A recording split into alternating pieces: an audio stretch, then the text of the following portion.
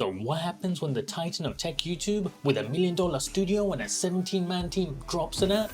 Well, it's a straight up battle.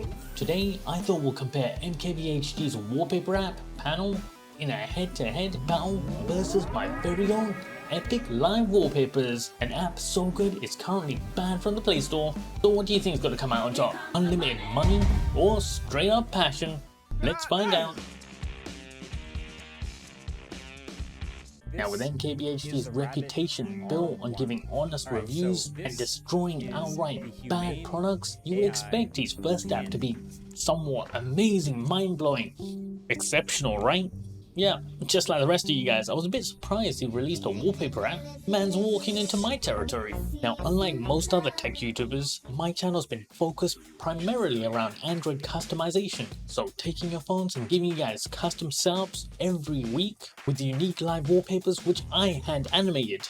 And the whole thing kinda stolen because I just wanted to share something that I was just messing around with the rest of you guys. Alright, so now that you guys have a bit more context, let's jump right into it with Panel versus Epic. First up, the UI. Now loading both of them up first time round, I do love the fact that Panels has a shorter onboarding process and even prompts you to select your favorite artist or more so the styles that you like, whereas with Epic the onboarding is longer due to the setup process. But once you're in on both, the navigation style is very similar, both bottom heavy with 3 buttons, with Panel having a For You page, Explore for the full catalog, and Account for quickly accessing your account.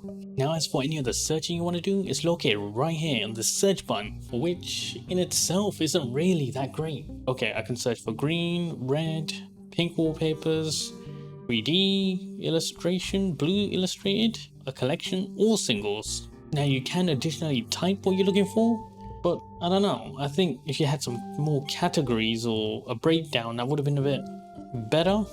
Now as for anything I like, that is going to be accumulated within the For You page under liked. But what does feel a bit more bizarre is the fact that purchases are hidden within the For You page. I mean, I don't know, I feel like it could have been all a bit more simplified here. Does the account section really need this prominent space? Now comparing this to Epic, we've got search, request, and favorites. With any time you press the back button, you're going to be taken to the main page with a full category of wallpapers. So regardless of which page you're on, you can always instantly jump back to the main catalog. I'm putting my bias aside just because it is my own app. I think the search makes sense because it's always there, and it's even got added in prompts. And any of the wallpapers you do end up liking, you're going to easily find them within favorites. And when it comes to more deeper levels of the app, such as the request section, the gems, the subscription stuff, it's all additional. So they're all positioned specifically in a way where they're actually out of the way. Alright, the request section is the biggest button there, but I want people to make requests. I want community interaction.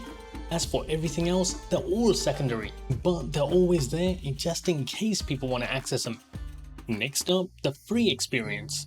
Now both apps technically are considered freemium, where ads are used to unlock wallpapers. However, for some strange reason with Panel, the team decided to lock certain wallpapers within collections themselves. So the only way to access these wallpapers would be to actually purchase the artist's full collection. Now there's nothing wrong with supporting the artists themselves, but the packs cost $5.99 per collection. Oh yeah, and I forgot to mention the actual standard free versions that you can get by watching ads are only the standard versions, as in lower resolutions. So on some of your screens, it might look a bit grainy, and the only way to get that crispy full res is a subscription. But we'll come back to that in a second. Let's check out Epic. Here, you also have standard and HD versions. However, every single one of them is accessible, and even better, you can actually unlock the HD versions using in-app gems that are available completely for free. All you have to do is log in on a daily basis, accumulate them, and then use them as you want, unlocking HD versions or boosting up your favorite requests. Definitely a lot more wallet friendly, and on top of that, it closes the gap between paid and free users. Next up, the premium features. Panels Plus, £35 per year or $11.50 per month. You get no ads, full resolution on every wallpaper, early access, and all of the collections unlocked. To be honest, at this point, it literally looks like a money grab. All you're getting is no ads really. Everything else is locked up without a free option for users. Alright, forget the monthly. £35 per year, which comes to about £3 a month. Yeah, it's a great deal when you compare it to the monthly, but you're paying for orange? The wallpaper is literally called orange. Just head over to Chrome, type orange, and bam, there's your wallpaper. Alright, yeah, some of the other ones are a bit more aesthetically pleasing, but £35 a year? They're all just still images. And what else do you get? Literally nothing. Alright, great, you remove the ads, oh yeah. But come on, this is the MKBHD Wallpaper app. There should have been something special about it. Alright, let's look at Epic. And guess what? This is where it truly shines, because I've been pushing out updates regularly, literally for the last 4 years.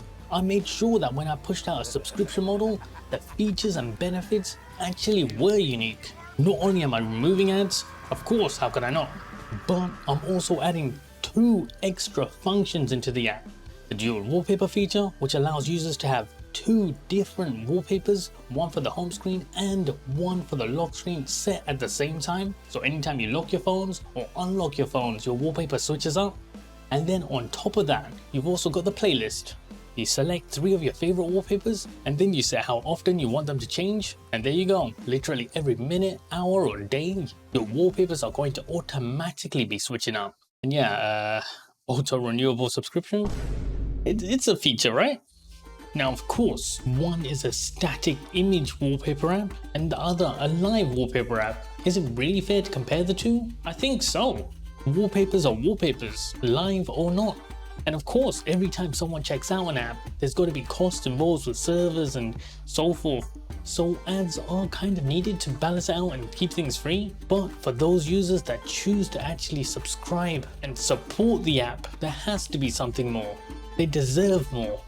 And of course, some people will subscribe to the Panels app just because it's MKBHD's app, but come on. This is the biggest tech YouTuber out there. If I can make an app like Epic, where I'm handling all of the development, the community interactions, the wallpaper animation, and the YouTube videos on top of it, I'm sure someone with 17 people in the team could do much more. And of course, it's not entirely MKBHD's fault. He probably had a project lead on the whole thing. Well, I can tell you now, that lead needs to go. You're fired. Oh dear. I don't know what you guys think, but for me, Panels is a pointless app. It brings absolutely nothing unique to the table. Alright, yeah, it shares some revenue with the artists, but like so many other tech YouTubers have already pointed out, some of these guys are from MKBH's team itself. And of course, the Epic app isn't perfect. Is it ever going to be perfect? No, but it's heading in that direction. Now it just needs to get unbanned. Come on, Google.